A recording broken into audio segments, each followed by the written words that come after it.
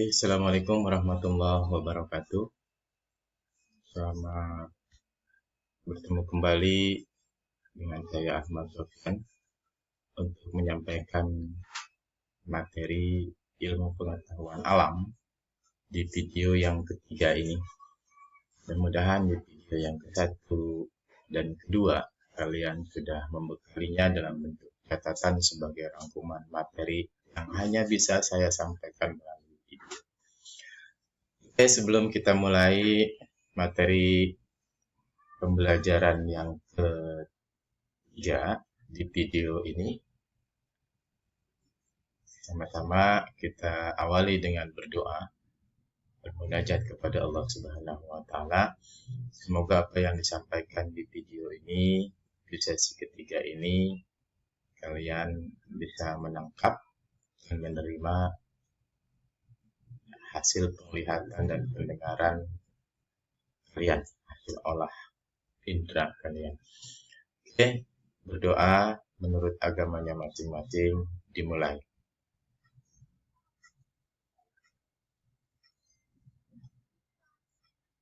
Berdoa selesai. Oke, di video yang kedua mudah-mudahan kalian sudah membuat rangkuman dari apa yang saya sampaikan. Tempo hari saya jelaskan tentang gejala alam, proses gejala alam gitu kan ya. Kemudian di dalamnya ada unsur biotik dan ada unsur abiotik. Lanjutan materi yang ketiga ini silakan diperhatikan di video kita yang ketiga. Sama-sama dan bersama kita perhatikan masih tentang ilmu pengetahuan alam di sini untuk kelas 10, LKP 1 dan LKP 2. Oke, disimak dan dirangkum dalam bentuk catatan sama seperti biasanya. Dan nanti bila ada pertanyaan, silakan layangkan di grup kelas masing-masing ya. Di WA sudah dibuatkan grupnya. Oke. Kita lanjutkan materi sebelumnya. Di sini akan kita bahas tentang ruang lingkup kajian IPA. Di mana ruang lingkup kajian IPA itu dibedakan menjadi dua, ya. Ada kajian dengan gejala biotik, juga ada kajian dengan gejala abiotik.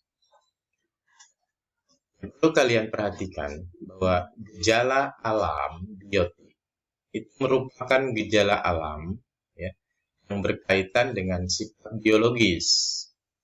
Gejala alam biotik itu merupakan gejala alam yang berkaitan dengan sifat biologis.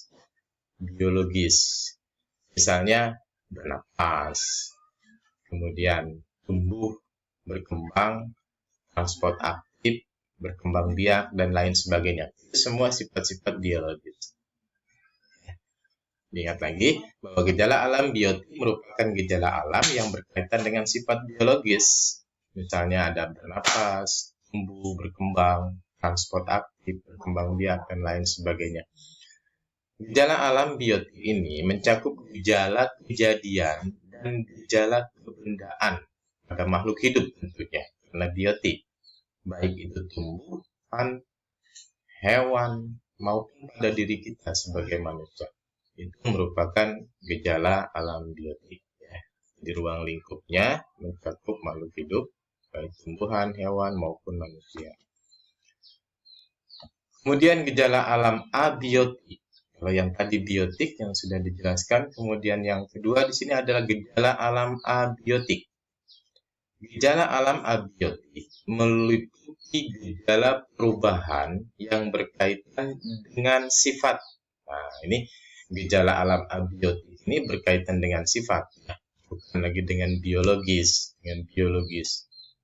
dengan sifat. Ada yang berhubungan dengan sifat fisika atau fisis, dan ada yang berhubungan dengan sifat-sifat kimia atau kimiawi, suatu benda maupun peristiwa. Oke, kita lanjut. Dalam kajian gejala abiotik, penting sekali untuk dipahami peranan ilmu kimia dan peranan ilmu fisika. Jadi bermodalkan fisika dan kimia. Jadi nanti kaitannya apa dengan ilmu biologi gitu ya. Kemudian tergolong pada peristiwa fisika. Kita kelompokkan coba. Yang tergolong dalam peristiwa fisika antara lain kejadian-kejadian memuai. Pemuaian itu ada di fisika. Kemudian ada perubahan wujud zat. Ada dari cair ke padat, dari padat ke cair, dari cair ke gas, dari gas ke cair. Kemudian dari gas berubah menjadi uap, juga ada, kan. Kemudian gejala kalor atau panas, menghantar, ya, perubahan suhu, panas, kelistrikan, kemagnetan, kemudian juga perubahan posisi, baik itu berupa energi, kekuatan, kemudian ada impuls, gaya balik, kemudian ada momentum dan sebagainya. Nah, ini semua termasuk ke dalam peristiwa-peristiwa fisika. Jadi, gejala abiotik yang berkaitan dengan fisika. Kemudian gejala abiotik yang berkaitan dengan gejala kimia. Oke. Ini merupakan gejala yang terjadi akibat terjadinya reaksi kimia pada unsur abiotik tersebut. Dalam hal ini, mungkin dapat terjadi perubahan yang sifatnya lain dengan sifat awalnya. Jadi ada perubahan. Awalnya seperti A, kemudian setelah terjadinya proses kimiawi, maka akan berubah menjadi seperti B. Oke, contohnya apa? Ya, yang gampang saja untuk kita pahami. Misalkan kayu bakar. Bentuknya kayak gimana kayu bakar? Kita tentu tahu, bentuknya masih kayu. Setelah dibakar, dia akan menjadi arang. Artinya unsur kayunya sudah hilang. Dia tinggal arangnya saja. Ya, itu kan ada dua abiotik. Pertama kita sebut, ini apa? Kayu. Ini apa? Arang. Jadi ada dua unsur abiotik. Dan dia melalui proses kimiawi. Kemudian asam. Asam yang dicampur dengan basa, maka akan menjadi garam. Asam yang dicampurkan dengan basa, maka dia akan berubah menjadi garam. Nah, ini juga proses kimiawi. Dan masih banyak kejadian-kejadian lainnya. Ya, dirangkum materi ini, kemudian diingat-ingat kembali. Oke, kita lanjut. Ya, di sini untuk memberikan gambaran gejala abiotik dan gejala biotik, saya kasih tabel. Dan kalian nanti bisa memberikan tanda plus pada kolom yang sesuai atau yang disediakan. Saya berikan tabel tentang satu kejadian yang terjadi di bumi ini, yang terjadi di alam ini. Silahkan kalian simpulkan kejadian ini termasuk ke dalam gejala biotik atau termasuk ke dalam gejala abiotik. Kalau ke dalam gejala biotik itu tidak dibagi langsung satu kolom. Tapi kalau gejala abiotik, ada dua kejadian, peristiwa fisika, yang kedua peristiwa kimia atau kimiawi. Oke, saya nanti kasih. Perhatikan contoh yang diberikan dan cocokkan hasil pekerjaan Anda pada akhir bab ini nanti.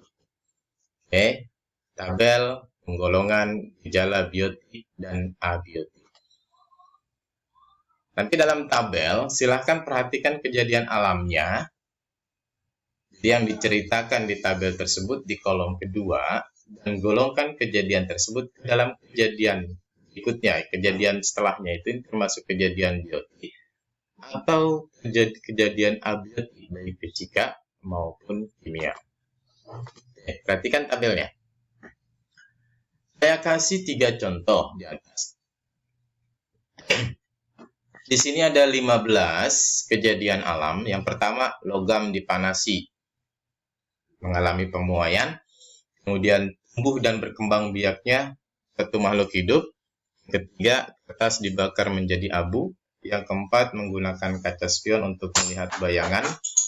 Yang kelima, mata dapat melihat benda. Yang keenam, gejala fotosintesis dan tumbuh. Yang ketujuh, bernapas dan transport aktif. Yang kedelapan, ada terjadinya aliran listrik pada kabel.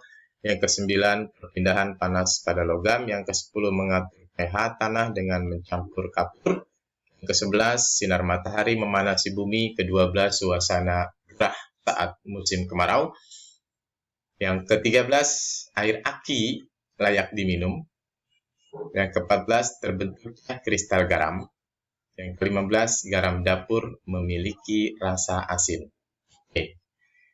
Kejadian alam ini, nanti kalian golongkan sendiri ya, masuk ke dalam gejala biotika atau termasuk ke dalam gejala abiotik, abiotik fisika atau abiotik kimia. Ya, ini nanti kalian tinggal checklist atau centang atau beri tanda plus. Yang pertama, logam dipanasi memuai. Logam, unsur logam bentuknya seperti tangan misalkan. Kemudian setelah dipanasi logam ini akan agak melebar sedikit. Artinya logam dipanasi ini merupakan gejala abiotik. Jadi logam ini merupakan benda mati. Dan dia terjadi melalui proses fisika. Oke, nomor 1. Nomor 2, tumbuh dan berkembang biak. Nah, tumbuh dan berkembang biak ini hanya terjadi pada makhluk hidup. Maka termasuk ke dalam gejala biotik. Kemudian yang ketiga, kertas dibakar menjadi abu. Kertas dibakar menjadi abu. Ini menjadi perubahan zat. Dan tadinya bentuknya kertas, kemudian akhirnya menjadi bentuk abu. Ini prosesnya termasuk ke dalam proses gejala abiotik, kimia. Oke.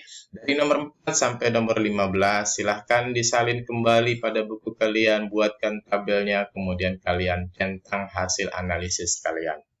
Oke. Untuk pertemuan ketiga, saya kira tidak usah banyak-banyak. Salin tabel dan lanjutkan termasuk gejala biotik atau gejala abiotik. Saja dari saya, kurang lebihnya mohon maaf. Mudah-mudahan kalian diberikan kesehatan selalu dan selalu diberikan semangat yang luar biasa untuk dapat menyimak walaupun masih kondisi seperti ini. Manfaatkan waktu, jangan terlalu banyak main. Ya, gunakan waktu di rumah. Dengan belajar di rumah ini, kita harus bisa memilah mana yang baik buat kita dan mana yang tidak baik buat kita. Jangan terlalu banyak digunakan hal-hal yang sifatnya negatif. Semangat dan sukses selalu. Assalamualaikum warahmatullahi wabarakatuh.